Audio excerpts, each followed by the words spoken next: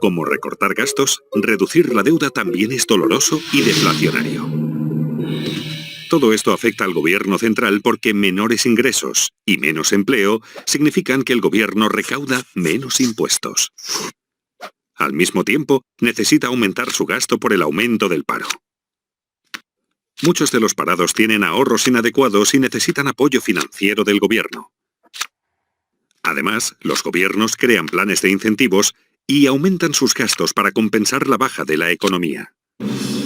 Los déficits presupuestarios gubernamentales crecen explosivamente durante un desapalancamiento porque gastan más de lo recaudado por impuestos. Eso es lo que está ocurriendo cuando oímos sobre el déficit en los noticiarios. Para financiar los déficits, los gobiernos deben subir los impuestos o tomar dinero prestado. Pero con ingresos en caída y tantos en paro, ¿de quién vendrá el dinero? De los ricos. Ya que los gobiernos necesitan más dinero y la riqueza está muy concentrada en manos de un pequeño porcentaje de la gente, es natural que los gobiernos cobren más impuestos a los acaudalados, lo cual facilita una redistribución de la riqueza en la economía de los que tienen hacia los que no tienen. Los que no tienen y sufren comienzan a sentir resentimiento hacia los ricos que tienen. Los que tienen, sufriendo la economía débil, los precios de los activos en baja y los impuestos en alza, comienzan a sentir resentimiento hacia los que no tienen. Si la depresión continúa, puede alterarse el orden social. No solo subirán las tensiones internas en los países, sino que también entre países, sobre todo entre deudores y acreedores. Esta situación puede llevar a un cambio político que a veces puede ser extremo. En la década de 1930, esto condujo a Hitler al poder, a la guerra en Europa y a la depresión en Estados Unidos. La presión para que se haga algo que ponga fin a la depresión aumenta. Recordemos, lo que la mayoría consideraba dinero era en realidad crédito. Así, cuando el crédito desaparece, la gente no tiene suficiente dinero. La gente está desesperada por dinero. ¿Recuerdan quién puede imprimirlo? El Banco Central. Tras haber bajado ya sus tasas de interés a casi cero, está obligado a imprimir dinero. A diferencia del recorte de gastos, la reducción de la deuda y la redistribución de riquezas, la impresión de dinero es inflacionaria y estimulante. Inevitablemente, el Banco Central imprime dinero nuevo, de la nada, que usa para comprar activos financieros y bonos del gobierno. Ocurrió en Estados Unidos durante la Gran Depresión y nuevamente en 2008, cuando su Banco Central, la Reserva Federal, imprimió más de 2 millones de dólares. Otros bancos centrales del mundo que podían también imprimieron mucho dinero. Comprar activos financieros con este dinero ayuda a elevar los precios de los activos, volviendo a la gente más digna de crédito. Pero esto ayuda solo a los que tienen activos financieros. Y es que el Banco Central puede imprimir dinero, pero solo puede comprar activos financieros.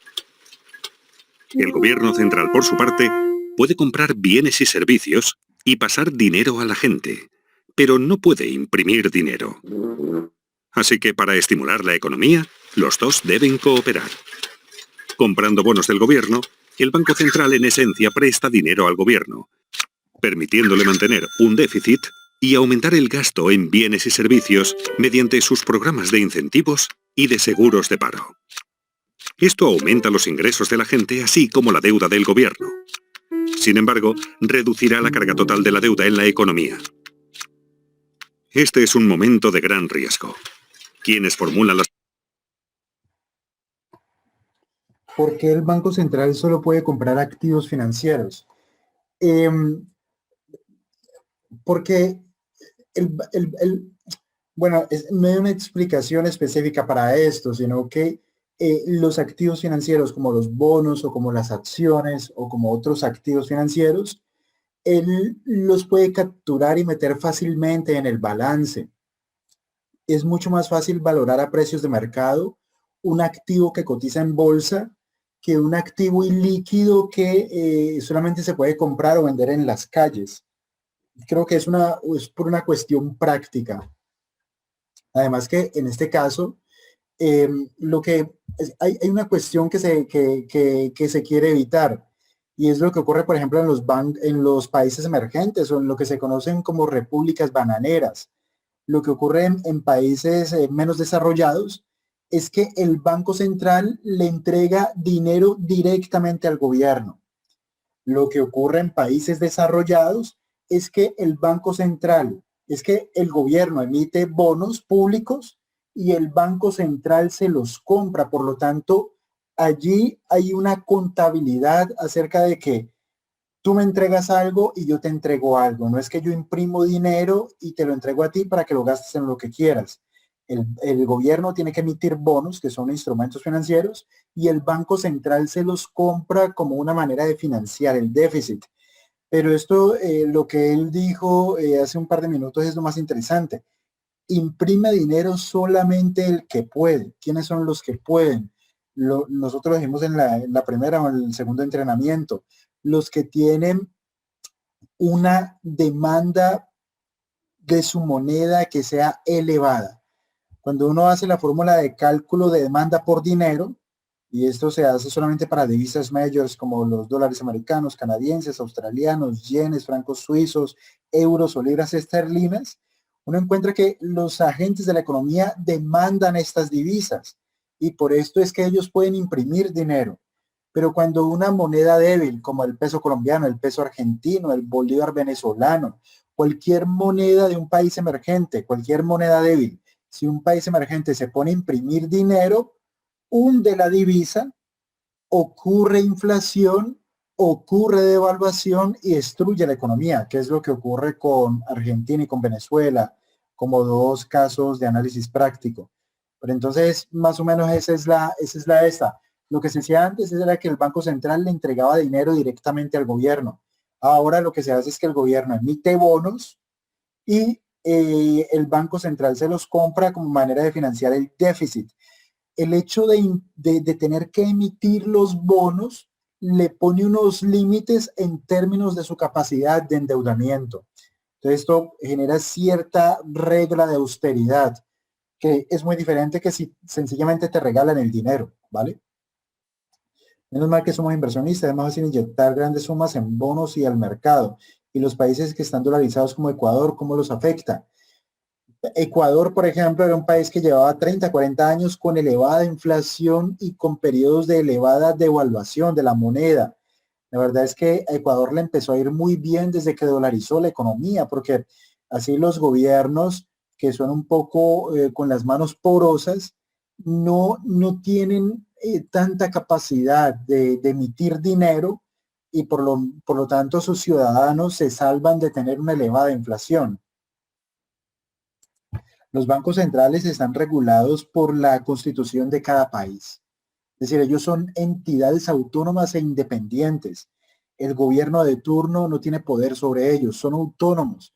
Y esa independencia monetaria es lo que garantiza que por lo menos en el corto plazo, el valor de la moneda se va a preservar. ¿De qué forma se puede reducir el déficit presupuestario? Los gobiernos tienen que reducir el gasto o aumentar los ingresos o una combinación de ambos, reduciendo gasto público y aumentando los impuestos. Así se puede reducir el déficit. Generalmente los gobiernos no lo hacen por las buenas, sino que lo hacen por las malas, como ocurrió aquí en Europa en 2012, cuando ocurrió la crisis de deuda. Los gobiernos tuvieron que hacer programas de ajuste porque el mercado los obligó a realizar el ajuste. ¿Cómo el mercado los obliga a hacer el ajuste? El mercado lo que dice es, mira, tú ingresas 1.000 y te gastas 1.500. De aquí en adelante yo no te presto nada más hasta que me pagues lo que me debes o hasta que realices el ajuste. Entonces, claro, cuando se corta la financiación, los gobiernos se ven obligados a realizar el ajuste de la deuda pública y el ajuste del gasto. Terminemos de ver entonces este video, ¿vale? Las políticas deben equilibrar las 4 formas en que se reduce la carga de la deuda. Las formas deflacionarias deben equilibrar a las inflacionarias para mantener la estabilidad. Si se equilibran correctamente, puede producirse un desapalancamiento hermoso. Vamos a repetir. Y es que un desapalancamiento puede ser feo o hermoso. El gobierno es inflacionaria y estimulante. Inevitablemente, el Banco Central imprime dinero nuevo de la nada, que usa para comprar activos financieros y bonos del gobierno. Ocurrió en Estados Unidos durante la Gran Depresión y nuevamente en 2008, cuando su Banco Central, la Reserva Federal, imprimió más de 2 millones de dólares. Otros bancos centrales del mundo que podían también imprimieron mucho dinero. Comprar activos financieros con este dinero ayuda a elevar los precios de los activos, volviendo a la gente más digna de crédito. Pero esto ayuda solo a los que tienen activos financieros. Y es que el Banco Central puede imprimir dinero, pero solo puede comprar activos financieros. El Gobierno Central, por su parte, puede comprar bienes y servicios y pasar dinero a la gente, pero no puede imprimir dinero. Así que para estimular la economía, los dos deben cooperar. Comprando bonos del gobierno, el Banco Central en esencia presta dinero al gobierno, permitiéndole mantener un déficit y aumentar el gasto en bienes y servicios mediante sus programas de incentivos y de seguros de paro. Esto aumenta los ingresos de la gente, así como la deuda del gobierno. Sin embargo, reducirá la carga total de la deuda en la economía.